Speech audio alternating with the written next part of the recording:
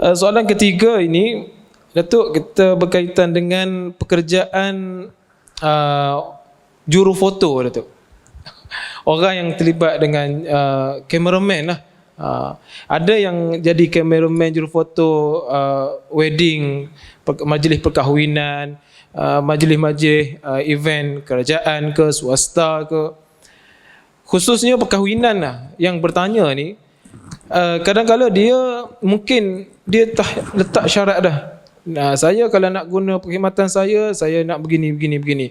Tak nak terlibatkan orang yang tidak menutup aurat dan sebagainya. Kerana dia khawatir kod-kod dia ambil gambar yang tidak boleh mendatangkan dosa, maka pendapatan dia mungkin syubhah dan sebagainya.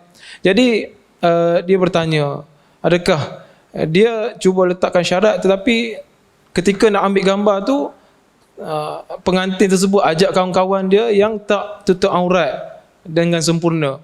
Jadi dia terpaksa ambil juga sebab dia dah bayar. Jadi dia ragu-ragu bagaimana pendapatannya dengan pekerjaannya begitu, Datuk. Okay, bismillahirrahmanirrahim. Wallahu a'lam. Pertama kita kena tahu tentang ulama-ulama dulu masa awal, mereka khilaf tentang hukum ambil gambar tu sendiri. Yang ni lama benar. Kalau kita lihat fatwa seperti fatwa di India, fatwa ulama-ulama Saudi dahulu sampai Syekh Ibn Baz umpamanya, Ibn Utsaimin akhirnya dia ubah fatwa itu. Saya hadir kuliah-kuliah Syekh Abu Bakar Al-Jazairi. Mereka ni semua memang memfatwakan taswir tu sendiri haram. Itu fatwa mereka.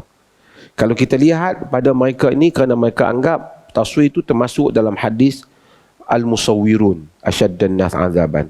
Orang yang di musawwirun tu yang manusia yang dahsyat diazab kan.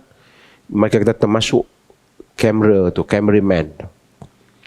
Cumanya setelah para ulama buat kajian dan penelitian hukum, mereka kata ini tak sama. Melukis atau mengukir tidak sama dengan snap gambar. Snap gambar ni kita tak lukis. Dia gambar yang asal. Dia reflect kepada kamera kita.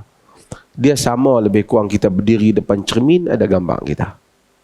So ini hampir sekarang ni tak timbul lagi fatwa yang lama tu. Jadi fatwa yang kalau tanya fatwa orang ulama India dulu, memang bukan saja kerja ambil gambar tu pun tak boleh dah. So kita tak pakailah fatwa tu. Kita kira kita pun duk ada handphone duk ambil gambar macam-macam. Kan? Cumanya bila ambil gambar, bila kita snap gambar, dalam gambar tu ada macam-macam.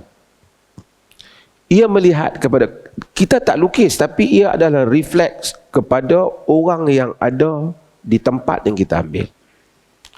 Jika sekiranya orang yang ada di depan tu, dia tidak menutup aurat dengan sempurna dan seumpamanya, kita snap dan dia tak benarkan kita snap, ambil gambar, kita ambil juga, tentu dah haram, kerana itu hak dia dan dia tak mau dia dilihat pada tempat yang lain.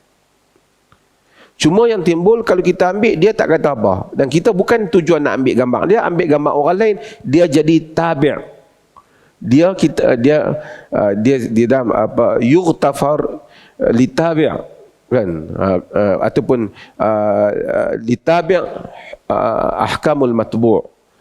Tabi' itu dia ikut hukum kepada perkara yang asal.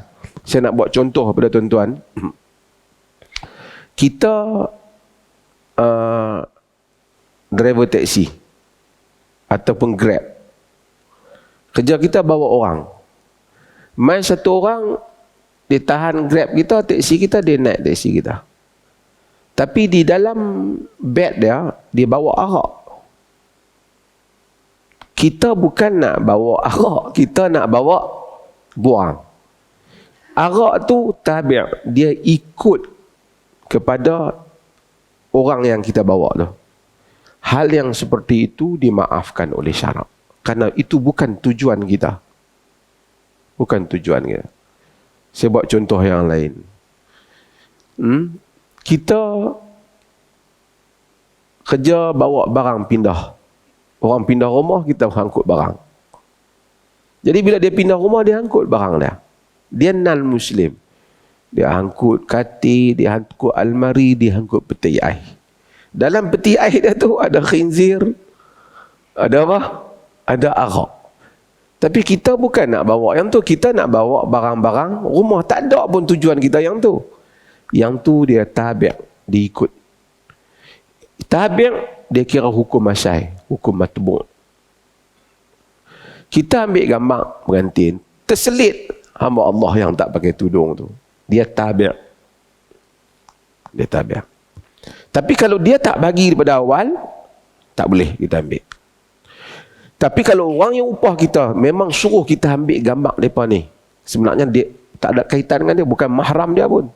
Kerana dia nak simpan gambar-gambar mereka ni dengan tujuan dia yang tak elok, ataupun seumpamanya haram kita buat pekerjaan tu.